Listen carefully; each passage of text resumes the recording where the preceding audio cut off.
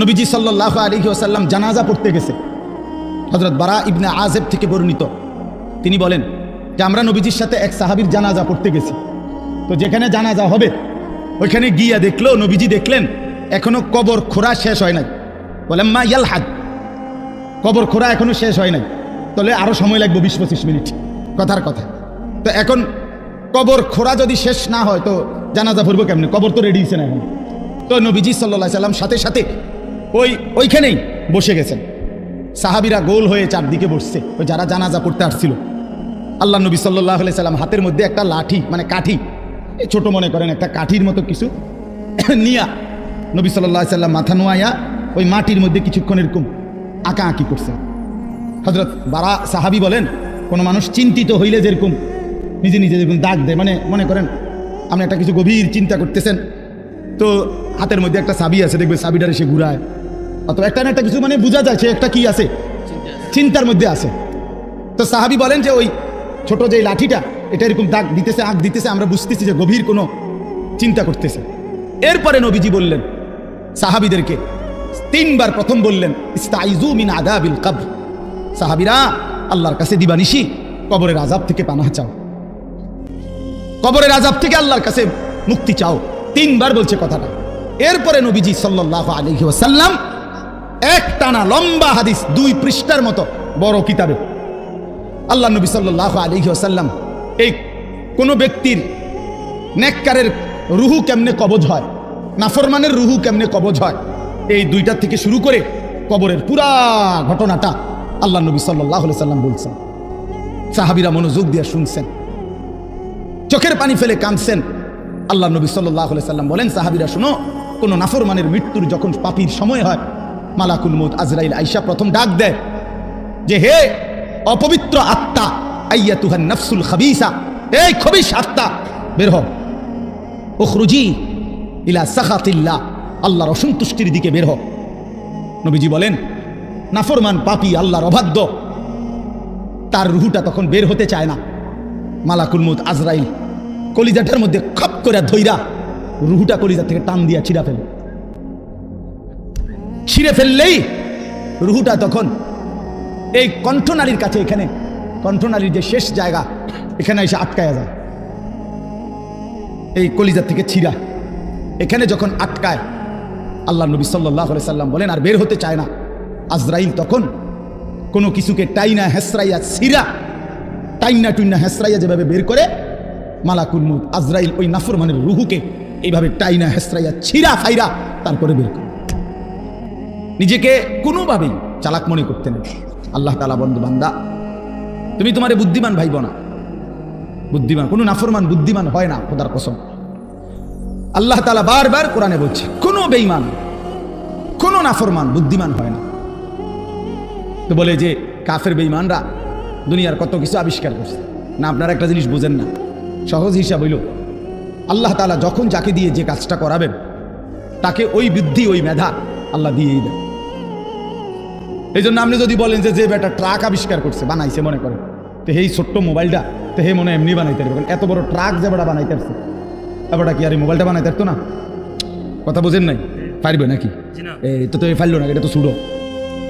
এত বড় ট্রাক যেহেতু বানাইছে, উনি ইচ্ছা করলে তো মোটরসাইকেল একটা, তার লাগে কোনো বিষয় নেই। এটা নিয়ে যুক্তির কথা, বুঝছেন না হিসাবটা? না, এটা কোনো যুক্তি না। আল্লাহ তাআলা এক একজনের মাথায় এক একটা কি মেধা, যোগ্যতা আল্লাহ দিয়েছেন, আল্লাহ দিয়েছেন। এই জন্য আল্লাহ তাআলা কোরআনের কারিমে বলছে সমস্ত বেঈমান লা ইয়াকিলুন, এদের আকল নেই, লা ইয়াফকাহুন, এরা বুঝে না, এরা বুঝে না, লা ইয়ালামুন, এরা কিছুই জানে না। আল্লাহকে না চিনলে কিছুই চিনা হয় না। আল্লাহর কুদরত না দেখলে, আল্লাহর কসম, ওই চোখ কিছুই দেখে না। আল্লাহর কথা কানে না শুনলে, ওই কান মূলত বধির, সেই কান আসলে শুনেই না। যেই জবান আল্লাহর নাম নেয় না, যেই জবান আল্লাহর কোরআন পড়তেও পারে না। আমি তো সবসময় বলি, মুসলমান যে ব্যক্তি আল্লাহর জিকির করে না, অথবা আল্লাহর কোরআন দেখে দেখেও সহি শুদ্ধ কোরআন শরীফ সাইয়া সাইয়াও পড়তে পারে না, এই লোকটা মূলত বোবা। এ আসলে কথাই জানে না। এ বাকি যেগুলো বলে বেহুদা বলে।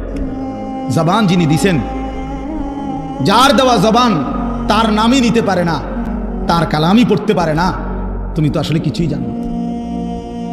এই জন্য কোরআন শরীফ আল্লাহ বলছেন সমস্ত বেঈমানের দিল আছে কিন্তু বোঝে না, সমস্ত বেঈমানের কান আছে কিন্তু শুনে না, সমস্ত বেঈমানের চোখ আছে কিন্তু দেখে না। কোরআন শরীফ আছে, লাহুম কুলুবুল লা ইয়াফকাহুনা বিহা ওয়া লাহুম আযানুন লা ইবসিরুনা বিহা ওয়া লাহুম আ'য়ুনুন লা ইয়াসমাউনা বিহা। আল্লাহ তাআলা বলছে বেঈমানের দিল আছে কিন্তু বোঝে না, বেঈমানের কান আছে কিন্তু শুনে না। ওই ছেলে, এই দুই ছেলে, ভাইয়া কথা বাকি থাকলে বাইরে গিয়া বলো। বেওকুফ কোথাকার, কথা বাকি থাকলে বাইরে খালি জায়গা আছে সেখানে যাও। অপদার্থ এক জিন্দিগি বানায় ফেলছে সবাই। জীবন মানেই হলো আমার খামখেয়াল, আমার যেটা বললাম, মন চাইলে বুট খাইলাম, মন চাইলে বাদাম খাইলাম, মন চাইলে ঠ্যাং ছড়াইয়া বইলাম, মন চাইলে মাথা আলু দিয়া বইলাম, মন চাইলে হাসলাম, মন চাইলে কাঁদলাম, মন চাইলে দাঁড়াইয়া পেশাব করলাম, মন চাইলে বসে পেশাব করলাম। আস্তাগফিরুল্লাহ। অজস্র সন্তানের চলাফেরা দেখলে বোঝা যায় এদের কোনো মা নাই, বাবা নাই, অভিভাবক নাই, এদের কোনো আখেরাত নাই, আল্লাহ নাই, পরকাল নাই, কিচ্ছু নাই। নফসের গোলাম, মনের চাহিদার গোলাম। তার খোদা তার মনের চাহিদা, তার মনে যা চায় তাই করে। আল্লাহ তাআলা কোরআন শরীফে বলছে, সরাসরি কোরআন শরীফের আয়াত, আল্লাহ তাআলা বলেন মনের ইচ্ছাকে যে নিজের খোদা বানিয়েছে, আল্লাহ বলছে নবী শুনেন, তার পরিচয় আর কিছুই নয়, শুধুই চতুষ্পদ জন্তু, হাইওয়ান, জানোয়ার। কোরআনের আয়াত। হ্যাঁ মিয়া, কার মতো চুল রাখলা, কার মতো জামা পরলা, কার মতো প্যান্ট পরলা, সারাদিন কোথায় ঘুরলা, রাত নাই দিন নাই, ঘন্টার পর ঘন্টা মোবাইল, ছবি, নর্তকী, নাচ, আড্ডা, হাসি মস্করা, তামাশা, ফুর্তি। তোমার মা কোথায়, তোমার বাবা কোথায়, তোমার বংশ কি, তুমি কোন ধর্মের, তোমার বানাইছে কে, তুমি কার উম্মত, তুমি আসছো কোত্থেকে, তুমি যাবা কোথায়, প্রতিদিন যে মানুষগুলো মরে ওরা কই যায়, এই কিছুই বুঝো না, কিছুই মনে করো না।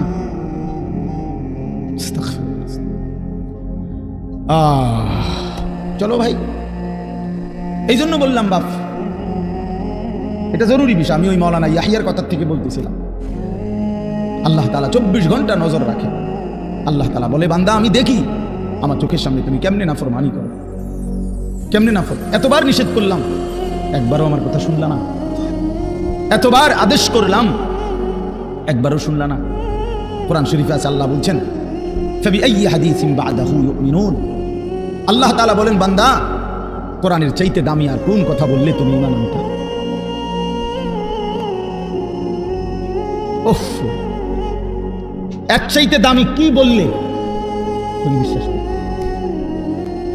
আল্লাহ তাআলা বলছে দুনিয়াবাসী আমার সব